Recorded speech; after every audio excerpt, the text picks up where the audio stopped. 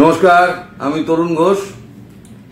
মালদ্বীপ আর চীনকে একই ব্র্যাকেটের মধ্যে ফেলে দিল ভারত।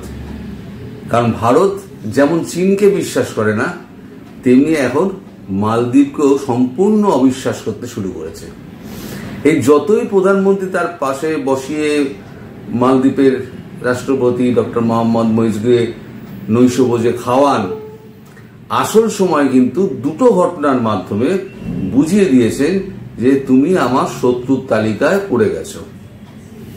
তার একটা কারণ হচ্ছে চীনকে তো ওখানে তো আপনারা সবাই জানেন, এই আলোচনা তো সবাই করেছে এবং আপনারা জানেন চীনকে ওখানে একটা ওই গোয়েন্দা জাহাজ একটা ডক করার একটা সুবিধা দিয়ে দিয়েছে, ওখানে রয়েছে চীনের মালদ্বীপে রয়েছে। এবার কি করেছে ভারত, একদম আমাদের যে লাক্ষাদ্বীপ রয়েছে, লাক্ষাদ্বীপে এখন মালদ্বীপ থেকে 80 কিলোমিটার দূরে হচ্ছে লাক্ষাদ্বীপ। লাক্ষাদ্বীপে দুটো এয়ারবেস তৈরি করছে। তাহলে দুটো এয়ারবেস তৈরি করলে কি হবে? এক হচ্ছে চীনের ওপরে ওখানে নজর রাখা, গোয়েন্দা জাহাজ কি করছে না করছে সে নজর রাখা, আর দুই হচ্ছে মালদ্বীপের ওপরে একেবারে বাজ পাখির মতো নজর রাখা। তাই এই দুটো খবরই আমি একসঙ্গে কম্পাইল করে করছি। প্রথমটা লিখছে, এক ঢিলে দুই পাখি মারবে ভারত, মালদ্বীপ এবং চীনকে যোগ্য জবাব দিতে নেওয়া হচ্ছে বিরাট পদক্ষেপ। এটা 23শে জুলাইয়ের খবর। বাংলাহান্ট ডেস্ক লিখছে, এবার ভারত মহাসাগরে আসল ধামাকা করে দেখাবে ভারত, যেটি সম্পর্কে জানার পর মালদ্বীপের চীনপন্থী প্রেসিডেন্ট মোহাম্মদ মুইজুর টেনশন নিশ্চিতভাবে বৃদ্ধি পাবে। শুধু তাই নয়, ভারতের এই পরিকল্পনার মাধ্যমে ভারতীয় সৈন্যদের মালদ্বীপ থেকে বহিষ্কার করা মুইজু পাবেন উপযুক্ত জবাবও। এর পাশাপাশি ভারত মহাসাগরে চীনের পরিকল্পনাও নস্যাৎ হয়ে যাবে। ভারত সরকার মালদ্বীপের কাছে দুটি সামরিক বিমান ঘাঁটি নির্মাণের পরিকল্পনা অনুমোদন করেছে। এই বিমান ঘাঁটির মধ্যে একটি মালদ্বীপ থেকে 80 কিলোমিটার দূরে অবস্থিত লাক্ষাদ্বীপের মিনিকয় দ্বীপে নির্মিত হবে। এই খবরটা আমি আগেও বলেছিলাম। সেখান থেকে ফাইটার এবং ট্রান্সপোর্ট এয়ারক্রাফট উভয় পরিষেবা শুরু করা যাবে। ডিফেন্স পোস্ট আধিকারিকদের উদ্ধৃত করে জানিয়েছে যে এই নতুন এয়ারফিল্ড সেনাবাহিনীকে তার নজরদারির ক্ষেত্র প্রসারিত করার এবং ওই এলাকায় একটি সামরিক শক্তি অর্জন করার সুযোগ দেবে। ভারতীয় বায়ুসেনা এই প্রকল্পটি সম্পূর্ণ করবে বলে আশা করা হচ্ছে। এছাড়া আগাত্তি দ্বীপে তৈরি হবে আর একটা এয়ারফিল্ড। এছাড়াও লাক্ষাদ্বীপের আগাত্তি দ্বীপে থাকা একটি সামরিক সুবিধাকে প্রসারিত করে এয়ারফিল্ড হিসেবে তৈরি করা হবে, যার ফলে ভারতীয় সামরিক এবং অসামরিক বিমান পরিষেবার সুবিধা মিলবে। আসলে কি জানেন, আসলে হচ্ছে মালদ্বীপ ছোট ছোট পিঁপড়ের মতো ভারতের কাছে, কিন্তু পিঁপড়ে যদি হাতির কানের মধ্যে ঢুকে যায় না, হাতি পাগল হয়ে যাবে। এটা হচ্ছে বড় কথা। সুতরাং একদিকে হচ্ছে মালদ্বীপের ওপরে চীনের একটা প্রেশার, আর অন্যদিকে বাংলাদেশে একটা বিচ্ছিরি পরিস্থিতি। সব নিয়ে ভারত কিন্তু একটুখানি চিন্তিত। তাই এখন আগে মালদ্বীপকে ঠান্ডা করার চেষ্টা করছে। মালদ্বীপের ওখানে লাক্ষাদ্বীপকে ওখানে কেন্দ্র করে দুটো এয়ারফিল্ড তৈরি করো, এক চীন চাপে থাকবে আর দুই মালদ্বীপ চাপে থাকবে। আর একটা জিনিস যেটা হয়েছে সেটা হচ্ছে, ধরুন এই যে বাজেটে আমাদের অর্থ দেওয়া হয় না, অর্থের পরিমাণ ওঠা নামা করে। কোনো দেশকে এবছর বাজেটে বেশি অর্থ দেওয়া হলো অনুদান, কোনো দেশকে কমিয়ে দিল। এটা কিন্তু নির্ভর করে সেই দেশের সম্পর্কের উপরে কিন্তু এই অনুদান ওঠানামা করে।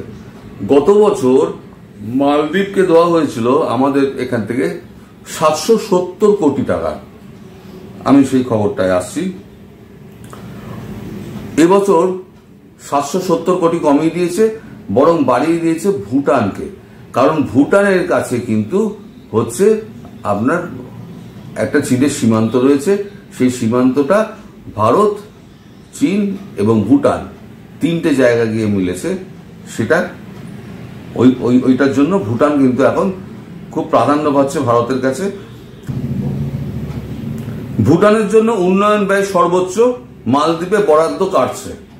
নয়াদিল্লি, ভারতের প্রতিবেশী প্রথম নীতির সাথে সামঞ্জস্য রেখে ভুটান মঙ্গলবার 24-25 সালের কেন্দ্রীয় বাজেটে উন্নয়ন সহায়তা হিসেবে 2068 কোটির বৃহত্তম অংশ বরাদ্দ করেছে, যেখানে মালদ্বীপের জন্য ব্যয় হয়েছে 400 কোটি।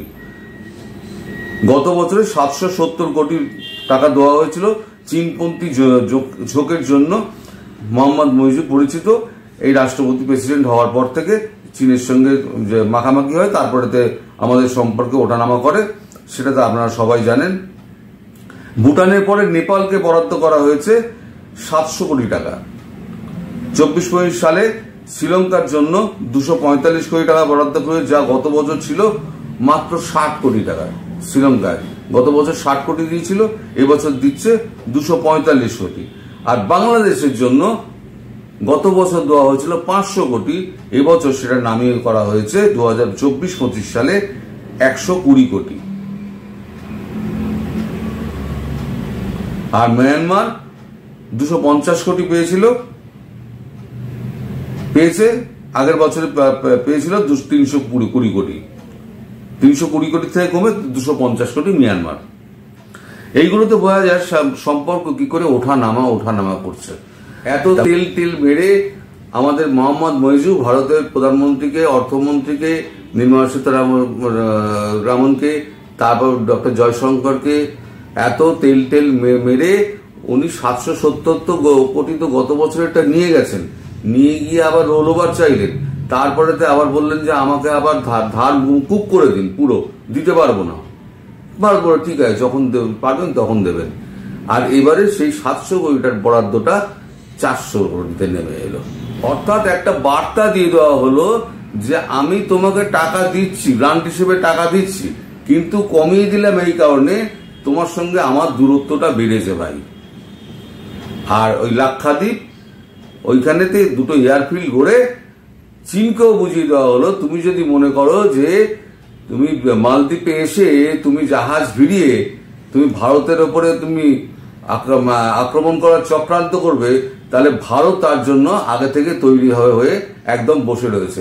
এক তো ওখানে একটা ডক হচ্ছে, লাক্ষাদ্বীপে একটা ডক হচ্ছে, সেখানে কিন্তু ভারতের জাহাজ গিয়ে ডক করবে, বাস ওখানে দুটো দ্বীপে। আর ডক যেটা হবে সেটা হচ্ছে জিবুতি দ্বীপে ডক হবে, আর লাক্ষাদ্বীপ আর ওই দ্বীপটাতে হচ্ছে আপনার দুটো এয়ারফিল্ড আর ট্রান্সপোর্ট ফিল্ড তৈরি হবে।